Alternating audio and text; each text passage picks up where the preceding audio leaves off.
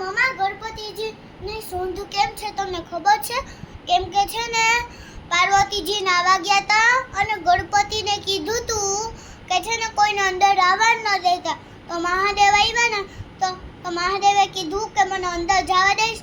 તો ગણપતિજીએ કીધું કે ના, હું નહીં જવા દઈશ, કેમ કે પાર્વતીજી નાવા ગયા છે અને મને કોઈને અંદર આવવાની ના પાડી છે, એટલે હું તમને નહીં આવવા દઈશ. પછી મહાદેવે કીધું કે હટ, મને જવા દે.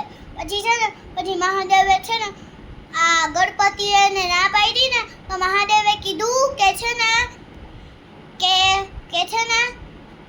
હું તારું મોઢું કાપી નાખીશ ને ત્રિશુલથી એનું મોઢું કાપી નાખ્યું. તા તો ગણપતિ બાપા મરી ગયા. તા છે ને પાર્વતીજી નાઈને આવ્યા અને ગણપતિ બાપાને કીધું કે હવે અંદર આવી જા, હવે કોઈ નહીં આવે. તા તો છે ને મહાદેવે એનું મોઢું કાપી નાખ્યું હતું ને તો છે ને પાર્વતીજી એ કીધું કે આ તો આપણો દીકરો હતો. તો મહાદેવે કીધું કે મારી ભૂલ થઈ ગઈ.